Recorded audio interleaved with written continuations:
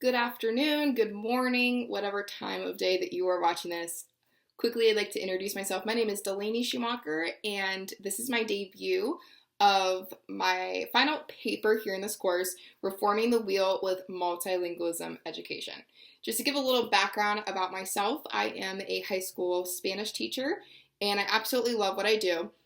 And that being said, I am a huge advocate for language learning. I'm a huge advocate for learning languages at the earlier stages of a child's life. And today I'm going to talk about how multilingualism can be used in the education system to add reformation and why we should implement this in our curriculum for students. So I'm so excited to get started and talk about this topic, and I hope that you continue to watch it. Okay, just to get started, some of the things that we're going to discuss in the presentation that you can find in my final paper. The objectives are discussing the life-lasting benefits that multilingualism has to offer. What are the benefits of it? What are the advantages of somebody being bilingual or trilingual or a polyglot, right? What is the purpose of it? We're going to look and compare and contrast other education systems abroad, and I have conducted a survey with 6 international students during a study abroad experience that I just completed, and we're going to talk about the results and some of the information that I have gathered from it. In addition, I'm going to make conclusions of why multilingualism is not supported in the United States and why other schools abroad, or other countries abroad, I should say, education systems, are supporting it. What happened here that is, it's not really important, it seems like, in society. And also, we're going to understand that multilingualism is a necessity. It's not a suggestion, and it's something that needs to be addressed in our systems in order to add a reformation and make our school systems better here in the United States.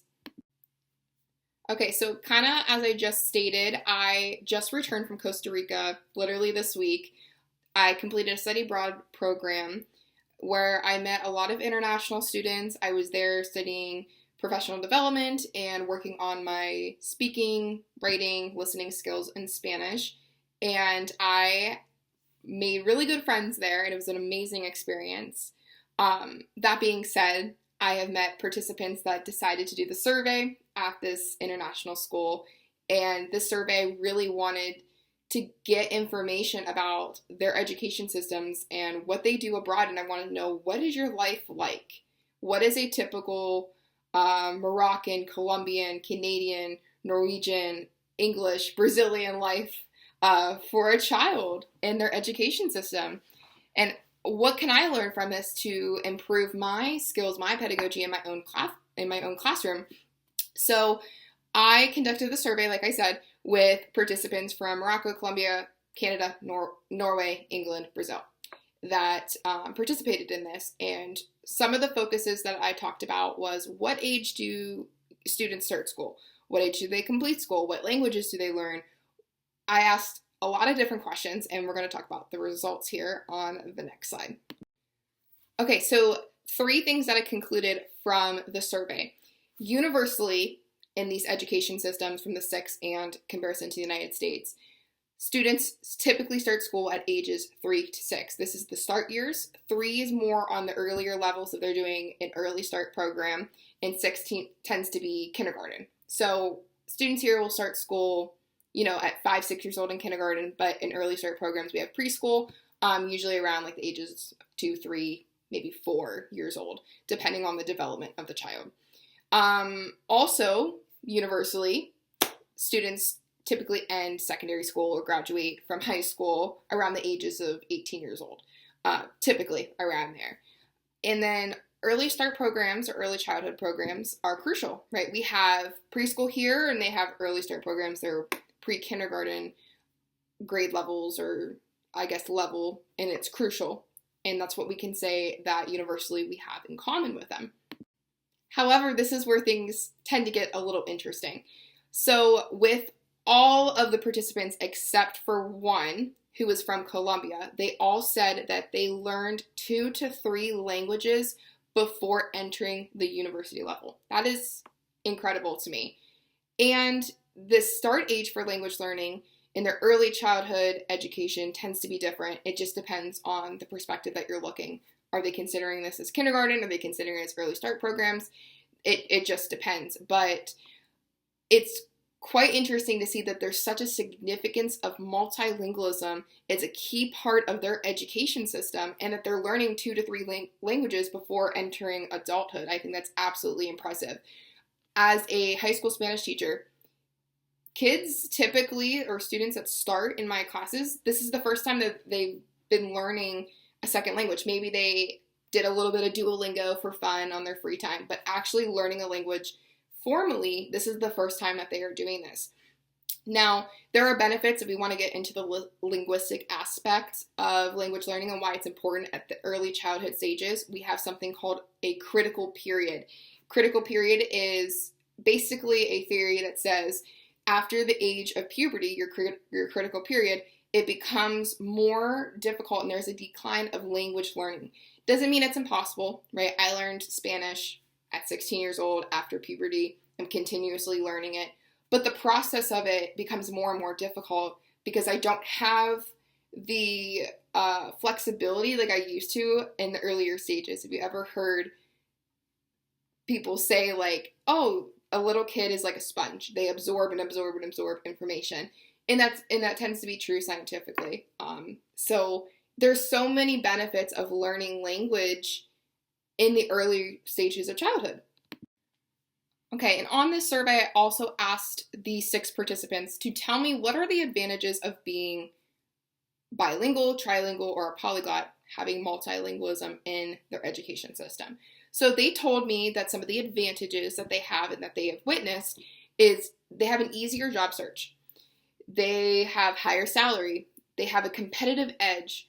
They are able to have social connections with other people. There's such an ease to study and to travel abroad, right? All of these individuals are from different countries, right? If they're from Colombia, they speak Spanish. But being able to speak in English with me and communicate with me, and me being able to speak Spanish, really helps cultivate those social connections with each other, right? So it is so important to have a language to be able to communicate and build those social connections internationally. There's also some cognitive benefits that improve the structures of our brain. There is a study that I researched that you could find in my final paper that looks at neuroimaging, meaning that scientists look at the makeup of the brain versus someone who's monolingual and somebody who is bilingual. The person that is bilingual tends to have a more efficient makeup or a greater makeup of the brain and the functions by having language. And it's so important, and there's so many benefits of having that, and that's just one example, one research that was completed that I included in my final paper. And there's some scientific support for multilingualism. There is a study in the final paper that I did over the bilingualism adaptation, and I just kind of brought that up in the neuroimaging evidence that there's a better brain development in bilinguals. Sorry. So there's a lot of cognitive benefits. There's flexibility in the brain. It helps with other functions and other tasks that the brain uses by having an additional language that you're learning. So like I said, there's a lot of scientific evidence to back this up, and researches and studies that are completed that support why being bilingual or multilingualism in the school systems. Okay, in the previous slide, I talked about the scientific evidence and the support that it has for multilingualism, but I kind of want to talk about the social side of things. So according to the U.S. Census Bureau, this is from 2019. Unfortunately, I wasn't able to find anything more relevant other than 5 years ago, so I'm sure that these numbers are a lot different now, and I would conclude to say that there's a dramatic increase with immigration and how things are nowadays. But we're going to talk about in 2019 as an example. So on this chart here, in the table I should say, that it lists the 5 most commonly spoken languages in the home other than English. So at number 1, we have Spanish with 41,757,391 individuals that speak Spanish in the home. And then we can see the other languages that are listed there. We have Spanish, Chinese, etc. We can see on the chart here. So for me, if multilingualism is so important, why isn't it embedded in the US education systems? Why isn't this not in our curriculum? We see such an impact in millions of people, not thousands, millions of people are impacted by other languages. Why is this not a thing? Why is this not part of our education, our curriculum, our standards?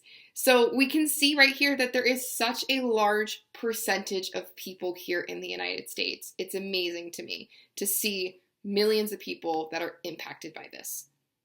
Lesson that's going to see what the issue is. So to give us a little context here, of why maybe minimal multilingualism there is in the United States, to give a little historical context. So in 1906, we had the Naturalization Act. Now, this act here had an impact on bilingual education. So as people were migrating and immigrating here to the United States, one of the things that was a non-negotiable is you must speak English. So what a lot of people and immigrants were doing was getting rid of their culture, getting rid of their language that they had acquired as their first language and learning English. It was all about English to come here, to become a citizen, to become an American, that you needed to speak English. That was the norm. And this happened, in my family. My great-grandmother spoke Croatian. My great-grandfather spoke Italian. And I asked my grandma, why don't you speak Italian or Croatian? Why is it just English? And she basically confirmed that this is what happened. When they immigrated here from Croatia and Italy, they gave up their lifestyle, they gave up their language, and they adapted to English, and it didn't get passed on. So that is something that is given an impact of bilingual education. Also during this time, World War I had a lot of cultural impacts. Germans specifically, because there was such hostility between the Germans, German education was eliminated in majority of the schools, in the school systems here, where it became a monolingual education system. And so this impact in early 20th century really has had control of what we learn here in the curriculum that students are learning today. So this is really interesting to see of why there is multilingualism and what conclusions we can make of why this is an issue now. And historically, we're having some impacts still to this day.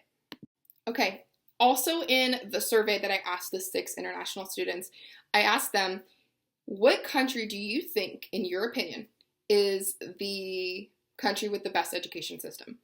They all told me these three countries, Finland, Sweden, and Norway, that they were viewed as having the best education systems in the world.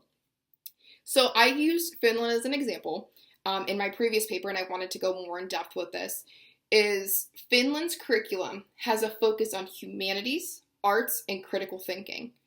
So their subject areas tend to be more towards the literature, the languages, sciences, arts, vocational guidance. It's more flexible, it's more broad, and it's helping meet the needs of other students in all types of aspects.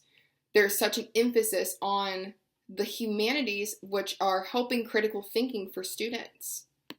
So I ended up looking up the countries with the best education systems, and according to US News, the best education systems, I just took a screenshot very quickly of the top 2. We have Sweden and Finland. And as I was scrolling through the list, the United States is not even in the top 10.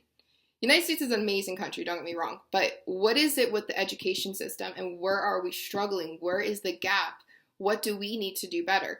So like I said, I did a little bit of research in more depth with Finland and what they're doing. And like in the last slide, I talked about more of the focus of humanities and languages in general, which kind of proves the point of multilingualism being critical, right? So we're going to kind of move on to the next slide. It's going to talk about the Finnish education system and kind of what they do more in depth. Okay, so a quote that I found in a research paper is, in the Finnish education system, mother tongue and literature, second national language, Swedish and Finnish. So they are learning Swedish and Finnish as their national languages. So already right there, they're learning 2 languages. They're already bilingual. And they also have an emphasis on foreign languages, so they're learning English or Spanish, French, etc. There is an emphasis on mathematics, environmental, nature sciences in the lower grades, biology, geography, physics, chemistry, health education, religion, ethics, history, social studies, music, visual arts, crafts, physical education, home economics, educational, vocational guidance. So we have a lot of similar things, but what I'm noticing is, like I said, they're already bilingual just from the national languages. And then they're learning an additional foreign language in the earliest levels, which I think is so, so interesting. And it is true, as I was interviewing some of the students, they have 3 languages already down, high levels, high proficiency levels, with at least 3 languages. They're learning a 4th. The one student specifically in the survey from Morocco speaks 5 languages. I think that is absolutely incredible. And just talking to her and seeing the opportunities she has and the jobs and the high pay she's receiving, and that she's able to go move from Morocco and go live in Paris because she speaks French and she's enjoying her time there. It just offers so many opportunities that I just wish that our policymakers, our administrators, educators would see of why languages are so, so important for our students. Like I emphasized, the Finnish schools have such a focus on the humanities and the arts related to music, visual arts, crafts, foreign languages, and literature, which is really setting them apart of why they're probably ahead of the game on a lot of other countries worldwide. Finland welcomes numerous subjects that meet the needs and interests of other students. And I think that's so important, that our education is for our youth. It's for our students, that we need to really cater to them and what we feel, how we can help them, what evidence is out there to support them. And there's evidence right there of languages being such an important part of our education system. Okay, so in conclusion of this all, we need to reform our education system to integrate this multilingualism to improve our education quality. We need the support of, it can't be done just with one person. We need educators, we need parents, we need students, administrators, policymakers to see that this can make a difference and this can really set us ahead of the game and put us in one of the top worldwide schools in education systems. And we just have to have this belief that there is a benefit of multilingualism and that we can implement this to have education reform. So to move on to the next slide here, I found a couple images, memes if you will, that I feel like is very parallel to the education system here in the United States. So the first image here, I'm going to point out with the laser pointer here in a second. Okay, perfect. So we don't need to reinvent the wheel.